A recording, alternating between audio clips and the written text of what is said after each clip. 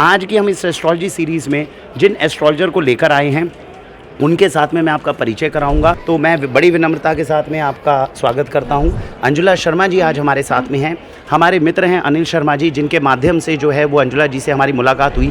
तो अंजुला जी, जैसा कि आज के इस सेशन के अंदर जिस तरीके से मैंने अभी आपको एक कुंडली दिखाई थी, हाँ। तो उसके अंदर मैं आपको बताना चाहूँगा कि तो अब मैं आपको कैमरे पे बताता हूँ कि आपकी एक्यूरेसी 90% तक जो है उसके अंदर पूरी हुई थी। तो जी, तो बहुत बहुत धन्यवाद, बिकॉज इतनी हाई एक्यूरेसी ज्योतिष विद्या के अंदर लेकर आनी अपने आप में मुश्किल है, क्योंकि मैं यूजुअली जो है सबसे मिलता हूँ और मुझे लगता है कि एक बहुत कैलकुलेशन जो है वो बहुत ज़्यादा डेप्थ के अंदर इसके अंदर रहती है। कैलकुलेशन भी है और भगवान का आशीर्वाद तो चाहिए ही चाहिए। जी, सबसे पहले तो डिवोशन है, डिवोशन चाहिए। बिल्कुल बिल्कुल। तो मैं ये जानना चाहता हूँ मैम कि जैसे हमने ये समझा है कि एस्ट्रोलॉजी के अंदर दो तरह के पॉइंट ऑफ व्यू चलते हैं। हाँ। पहला पॉइंट ऑफ व्यू ये होता है, कुछ लोग कहते हैं कि एस्ट्रोलॉजी बिल्कुल ही एक फेक साइंस है, ये लोग तो केवल माइंड रीडिंग करके पकड़ते हैं। और दूसरे लोग जो हैं वो इसके ऊपर इतना ज़्यादा विश्वास करते हैं कि वो एकदम आकर बैठते हैं तो कहते हैं सर हमारा भविष्य बता दीजिए, तुरंत कर दीजिए। हाँ। आपको क्या लगता है कि अगर कोई सामने व्यक्ति है जो किसी एस्ट्रोलॉजर के पास गया है, आपको क्या लगता है कि उसकी प्रक्रिया किस तरह होनी चाहिए जिससे वो इसके ऊपर अंधविश्वास भी ना करे, हाँ। और अगर उसके अंदर वो साइंटिफिकली भी अगर उसको इवैल्यूएट कर रहा है तो उसमें आते एक सही निष्कर्ष पे पहुंच सके? जो मेरी जी। गणना होती है, जी। जैसे ही कोई आके बैठा, उन्होंने मुझे अपनी डिटेल दी, तो सबसे पहले मेरी कोशिश होती है कि मैं पहले तो ये देखूं कि वो पूछने क्या आए। मतलब मैं अपनी संतान के बारे में पूछने आया हूँ, मैं अपने हाँ। करियर के बारे में पूछने आया हूँ, बिल्कुल। या क्या वो स्पेसिफिक भी आप उससे ढूंढ कर बता सकते हैं? बिल्कुल बता सकते तो दोस्तों ये एक बहुत बड़ी चीज़ है जिसका दावा देखिए किया जा रहा है इस समय। तो हम बागेश्वर धाम के अंदर देखते हैं कि वहाँ जाते हैं और गुरुजी जो है वो तुरंत बता देते हैं, लेकिन आपने जैसे बताया है हाँ। कि एस्ट्रोलॉजी में इतनी बिल्कुल, ताकत है बिल्कुल। कि ये ढूंढा जा सकता है और इसको काफ़ी हद तक प्रिडिक्ट किया जा जो भी सकता अगर है। एस्ट्रोलॉजर है वो जी। उनकी उस वक्त की दशा देख करके, महादशा अंतरदशा से जी। ये बिल्कुल प्रिडिक्ट कर सकते हैं। ये मैं ही अपनी बात नहीं कर रही हूँ, जिन्होंने भी ये पढ़ाई की हुई है वो अगर वो सटीक हैं अपनी विद्या के अंदर तो वो जरूर इसका उत्तर आपको इसका उत्तर दे देंगे। मैंने जब अंजुला जी को कुंडली दिखाई, मैं आपको ये बता दूं, अपनी पत्नी की कुंडली इनको बिना बताए बताएगी और मैंने ये बताया कि ये बहन की कुंडली है, उस हिसाब से देखिए। और मैं आपको बताता हूं दोस्तों कि उन्होंने अंजुला जी ने जब उनकी कुंडली करी तो पहली चीज़ मुझे ये बताई कि उनका मतलब किस तरह का शरीर है, मोटी हैं, पतली हैं, रंग कैसा होगा कैसा नहीं है, ये कुंडली के माध्यम से उन्होंने देख के बताया। उन्होंने हमें ये बताया कि इनकी जो छोटे भाई बहन है वो किस प्रकार से होंगे, माता जो है वो बीमार रहती होगी नहीं रहती होंगी, संतान के भाव से एग्जैक्टली देख के बताया संतान जो होगी वो किस तरह की होगी या क्या होगी। ये सारी चीज़ें जो है आप ये कह रहे हैं कि एस्ट्रोलॉजी से प्रिडिक्ट करना हमारे लिए आसान होता होगा। इसके बाद में मैम मैं एक चीज़ और आपसे ये जानना चाहूँगा कि जब हम यूजुअली एस्ट्रोलॉजर के पास में जाते हैं, दूसरी एक सबसे बड़ी समस्या ये होती है जो नॉर्मल एक आम आदमी को फेस करनी होती है। एक तो आपने बताया कि सबसे पहले जाके हम खुद ही बोलने लग जाते हैं, जो एक गलती है, बिल्कुल। इससे बचना चाहिए।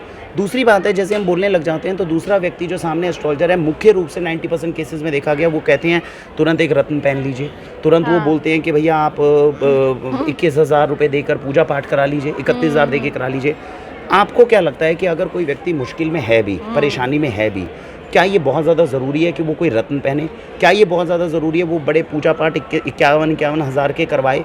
क्या वो खुद कुछ पुरुषार्थ करके बिना पैसा लगाए क्या उस संकट से बाहर नहीं निकल सकता? क्या ऐसा कोई विकल्प हो सकता है जिसमें बिना पैसा लगाए आगे बढ़े? बहुत से संकटों से वो इंसान पूजा पाठ के जरिए बाहर निकल सकते हैं। जी। अब जो हमारी वैदिक एस्ट्रोलॉजी है पूरी तरह से पूजा पाठ पे ही आधारित है। ओके। तो जो हमारे धर्म हैं, जो हमारे ग्रंथ हैं, उनमें जो विधियां दे रखी हैं उन्हीं के अनुसार अगर जी। वो उपाय करते हैं। जी। अब उसमें उपाय 5 तरह के मेंशन किए गए हैं हाँ जी। हमारे उसमें। जी। तो सबसे पहले है जाप। जी। तो मंत्र जाप से ऊपर कोई भी उपाय नहीं है। ओके। तो मंत्र जाप आप खुद ही कर सकते हो। जी। लेकिन आजकल जो हमारे पास यंग जनरेशन आ रही है या बड़े लोग भी जो भी आ रहे हैं, उनको भागा दौड़ी का जीवन है, हमें यहाँ जाना है वहाँ जाना है जी, पूजा का तो टाइम ही नहीं है। सही बात है। तो वैदिक एस्ट्रोलॉजी कुछ नहीं कर सकते फिर उसके अंदर। ओके। फिर उसके अंदर हमारा दूसरा आ जाता है जी तप। तप क्या होता है कि आपने एक नियम बना लिया कि आप डेली मंदिर जा रहे हैं, रोज मंदिर जाना है। सही बात। अब वो भी पॉसिबल नहीं है। बिल्कुल। लोग हमारे पास आते हैं वो कहते हैं जी हम तो ये नहीं कर सकते, अब कार्तिक स्नान करना है, माघी स्नान करना है, इन सब का विवरण है हमारे ग्रंथों में और इनका बहुत लाभ भी होता है, लेकिन हम उठा नहीं रहे उसको। बिल्कुल। फिर हमारा तीसरा आ जाता है जी जड़ी बूटियों से स्नान। अच्छा, ये एक अपने आप में बहुत इंपॉर्टेंट चीज़ है। बहुत इंपॉर्टेंट चीज़ है। ये आयुर्वेदा को आपके पास लेकर के आता है, उससे बहुत अच्छी रेमेडी हो जाती है जी। तो आयुर्वेद का उसका मिक्सचर है। तो जब हम जड़ी बूटियों का स्नान लेते हैं तो वो भी अपने आप में जप और तप है। अच्छा, ओके, अब बहुत जैसे आपका बृहस्पति खराब है, जी। हल्दी डाली आपने और आपने स्नान कर लिया, उससे बहुत लाभ मिलने के लाभ चांसेस मिलने के ठीक, चांसेस हैं। तो बहुत इस तरह के बहुत सारे उपाय आप कर सकते हो। शनि खराब चल रहा है, एक बूंद आप सरसों का तेल डालिए, काले तिल डालिए, उससे आप स्नान कीजिए, फिर गंगा जल डाल के स्नान कर लीजिए, जी, आपका शनि ठीक हो जाएगा। हो जाता तो इस तरह की बहुत सारी रेमेडी है जो हम स्नान के द्वारा कर सकते जी, हैं। जी, जी। अब लोग कहते हैं जी हमें तो जड़ी बूटी नहीं मिल रही, हमें पहचान नहीं है, जगह नहीं पता, सही बात, तो ये भी एक समस्या आ जी, जाती है। जी। फिर हमारा चौथा आ जाता है कि आपने हवन पूजन कराना है। हवन कराना है, कितनी तरह की जड़ी बूटियों के साथ कराना है, विभिन्न प्रकार की लकड़ियां हैं जी, जिनसे हम हवन कराते हैं। हर ग्रह की एक अलग लकड़ी है, उससे हम हवन कराते हैं। हवन कराने का भी लोग कह देते हैं जी हमारा तो सुबह से रात तक का ऑफिस टाइम है, हम कब हवन कराएं, समय का अभाव है, समय का अभाव है, पंडित ठीक नहीं है, ये एक्सक्यूज है। जी, बिल्कुल, मैं नहीं मानती कि पंडित सही ठीक बात, नहीं है। सही बात जब आप किसी को घर में लेकर के आते हैं और वो आपके निमित्त कोई हवन करा रहा है, तो अगर वो गलत करा रहा है तो उनके ऊपर उसका पाप जाएगा, उसका पाप जाएगा। जो करवा रहा है उसको कुछ हमें नहीं तो अपनी मिलेगा, निष्ठा से उसको सेवा लाभ करनी मिलेगा। चाहिए, बिल्कुल, तो बिल्कुल। हमें अपने अंदर निष्ठा लानी पड़ेगी सही सबसे बात, पहले। बिल्कुल। फिर हमारा 5वें नंबर का उपाय है कि आप रत्न धारण कीजिए। ओके, बहुत ठीक बढ़िया। है जी, अब रत्न का क्या महत्व है वो भी मैं आपको बता देती हूँ। पहले राजा महाराजा रत्न धारण करते थे, ठीक है, उसमें क्या था, उनको लड़ाई करनी है, उनको मांस मदिरा भी पीनी है, तो वो पूजा पाठ नहीं करते थे, वो उन्होंने पंडित अपॉइंट किया हुआ था। सब राजा महाराजाओं के यहाँ अपने मंदिर थे, वहाँ पे पंडित आते थे, वो अपना कर्म कांड करते थे उस राज्य के लिए। सही बात, और राजा क्या करते थे, उनको वो स्टोन पहना देते थे कि जी आप जो है ना ये मणियाँ पहनिए, जी, क्योंकि आपने तो वॉर पे जाना है। जी। तो रत्नों का महत्व है, जी। वो आपको एक ऑरा देते हैं। सही बात है, कौन पहनता था? राजा, जी, जिसके पास बहुत धन है। सही बात, आम आदमी नहीं पहनता था।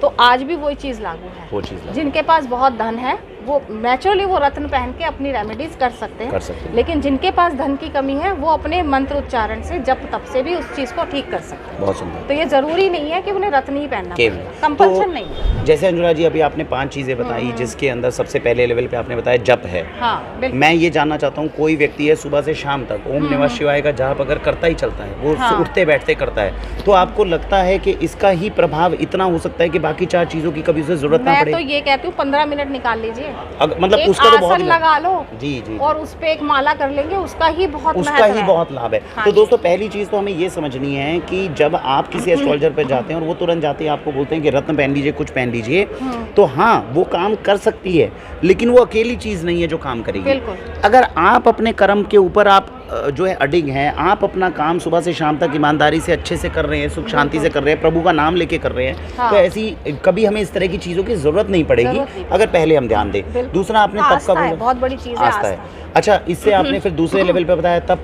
हमारी जो दादी थी, नानी थी, एकादशी के व्रत रखती थी बिल्कुल, कुछ, बिल्कुल। लेकिन हम लोगों ने बंद कर दिए।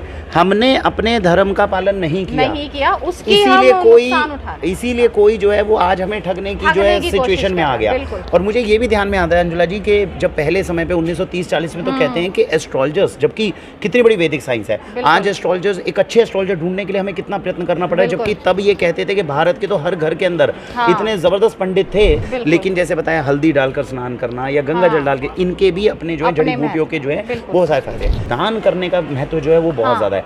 उसकी रेलेवेंस इन 5 के अंदर आपको कहाँ लगती है? तप के अंदर आ गई ना। अच्छा, तप भी वही है कि आप अपनी चीज किसी दूसरे को देना, जी जी जी, तप है ये। अच्छा, तो मतलब सेकंड लेवल के ऊपर आप मानते हैं कि उसी बहुत ज़्यादा में इंपॉर्टेंट दान है का कि महत्व। जिसमें दान जो है हम बिल्कुल, करते हैं उसका बिल्कुल। लाभ बहुत ज़्यादा होगा। हाँ जी। और एक चीज़ जो है जो मुझे ये समझ में आती है कि जो जैसे हमने 5 का सेट बताया है, इसके अलावा हो गया सुबह से शाम तक का कर्म। और दूसरी बात जो वैदिक एस्ट्रोलॉजी में जैसा आपने अभी भी बताया था कि अगर किसी का चंद्रमा वीक है वो माँ की पूजा करता है, हाँ। माँ के चरण धोता है तो चंद्रमा मजबूत। मजबूत, बुध कमजोर है बहन का ध्यान रखता है तो बुध अच्छा हो जाए। इनकी रेलेवेंस, इन दोनों चीज़ों की कितनी रेलेवेंस है? सुबह से शाम तक मैं ये कहता हूँ कोई व्यक्ति है जो अपने व्यापार में बेईमानी करता हो, लेकिन इधर से जप ज़्यादा कर रहा है, रत्न पहना हुआ है, क्या लगता है इसमें से दोनों में से जीत किस चीज़ की ज़्यादा होने के चांसेस हैं, या क्या इसके अंदर थोड़ा सा वो चीज़ें रहती हैं? इसमें तो जो शास्त्रों में विदित है जी कि हर एक कर्म हमें भुगतना पड़ता है। समझ देखो यहाँ एस्ट्रोलॉजी में +1 और -1 0 नहीं होता।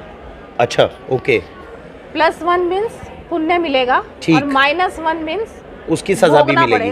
सजा मिलेगी। तो अगर मैंने सपोज कीजिए रत्न अच्छा धारण किया हुआ है और वो मेरे जीवन में मुझे पैसा ला कर देगा, तो पैसा तो आएगा, पैसा तो आएगा, लेकिन जो मैंने पाप कर रहा हूँ उसको भी मुझे कल को भुगतना पड़ेगा पड़ेगा। पैसे के साथ। पैसे तो पैसा आ रहा है लेकिन वो उसको भुगत रहे हैं भुगतना आप। पड़ेगा। तो दोस्तों ये भी आप लोग समझ सकते हैं, बहुत बार ये भी प्रश्न हमारे पास में आता था कि कोई व्यक्ति जो है वो सुबह से शाम तक जो है वो मेहनत कर रहा है और बढ़िया कर रहा है, लेकिन उसके बाद में जाके किसी के साथ में पाप कर्म कर रहा है, तो दोनों के अंदर उसमें किस में लाभ है। तो जैसा अंजुला जी ने बताया, पाप का अपना तरफ चलेगा और पुण्य की तरफ अपना चलेगा।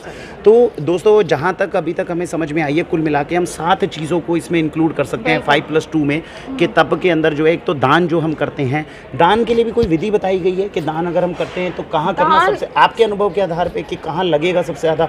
पशु पक्षियों को देते हैं वो ज़्यादा लगता है या इंसानों के लिए करते हैं वो ज़्यादा लगता है? कुछ ऐसी परिभाषा आपके अनुभव के आधार पे? जो आप अपने दिल से करते हो, मतलब मेरा ऐसा मानना है, जी अपने सामर्थ्य के अनुसार, जिसको आप दान करके फिर सोचो मत कि हमने ये दिया था। जी। अब वो चाहे आप इंसान को करो, चाहे आप पशु पक्षी को करो, आप जिस भी जीव को कर रहे हो वो आपका लगेगा।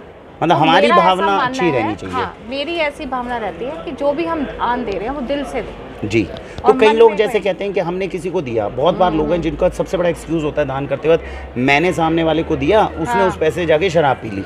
हाँ, तो क्या लगता है वो दान लगेगा हमें? नहीं, वो आपको तो लगेगा क्योंकि आपने अपनी भावना से दिया। हमारी भावना ठीक है, उसकी भावना ठीक नहीं थी। ठीक। तो जिसने लिया उसने अब उसका गलत उपयोग करा तो वो उसके निमित्त है। बिल्कुल, आपने अच्छी भावना से दिया। बहुत क्योंकि ये जो मेजर चीज़ें जो आपने जैसे बताई, पहले तो मैं इसी के लिए साधुवाद करूंगा क्योंकि जो प्रेडिक्शंस आप अभी कर रही हैं, मुझे नहीं लगता हर व्यक्ति इतनी ज़्यादा सटीकता से उसके पास पहुंच रहा है। कहीं ना कहीं मुझे लगता है कि ये अंदर की एक नीयत के ऊपर भी डिपेंड करता है, हम किस नीयत से चीज़ें बता रहे हैं तो वो उतनी ज़्यादा फलदायी भी होती है। हमारे दर्शकों के लिए कोई संदेश देना चाहेंगे आप किसी तरह से? सबसे पहले अपने धर्म का पालन करना सीखें। जी। अपने धर्म को उच्च कोटि का बनाएं। जी। वो हमारे ही हाथ में है। जी। अपनी धर्म में आस्था रखें, तभी वैदिक एस्ट्रोलॉजी का कुछ लाभ हो। मतलब आप ये कह रही हैं कि अगर कोई व्यक्ति अपने धर्म का पालन ज्यादा नहीं करता और ये सोचे केवल पैसा देने से सब कुछ हो जाए और आप एस्ट्रोलॉजर से सब कुछ ले लेंगे, वो नहीं वो पॉसिबल नहीं हो पाएगा। एक नींव आपके पास होनी जरूरी है, जिसके ऊपर बिल्डिंग संस्कार होना जरूरी है, तभी वैदिक एस्ट्रोलॉजी और ये सब कुछ जो है मदद कर सकता है।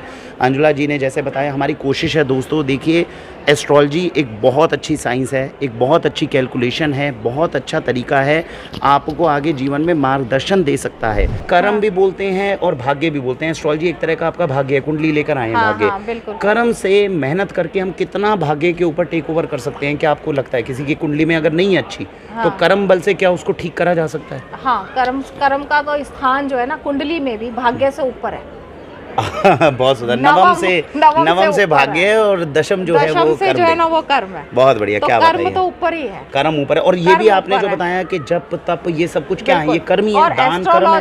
भी आपको कर्म का ही डायरेक्शन बता रही है। बिल्कुल, बहुत सुंदर कि आप ऐसे जाओ। जी। सिर्फ डायरेक्शन, सही बात है, एस्ट्रोलॉजी इज डायरेक्शन। जी। तो आपको चलना आपका काम है उसके ऊपर, तो वो भी कर्म है। बहुत सुंदर।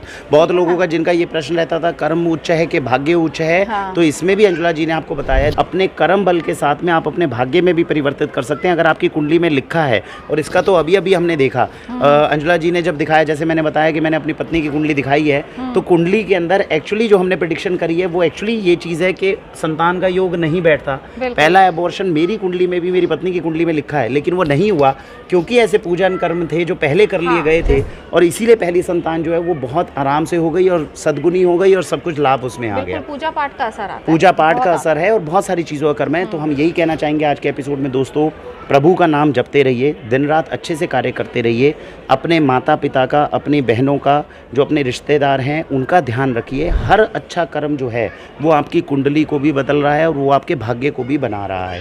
और जितने कर्मों के बारे में अभी अंजुला जी ने बताया है उनको अगर नियमित रूप से करते रहेंगे और हम एस्ट्रोलॉजी की गरिमा भी बना पाएंगे और अपने भाग्य को भी चमका पाएंगे। तो दोस्तों यही चीज़ थी, संदेश थी जो हम आपके पास में लेकर आना चाहते थे। अंजुला जी से अगर आप कंसल्ट करना चाहते हैं तो आप पर व्हाट्सएप नंबर दिया गया, आप संपर्क कर सकते हैं। इनकी सर्विसेज अवेलेबल रहेगी।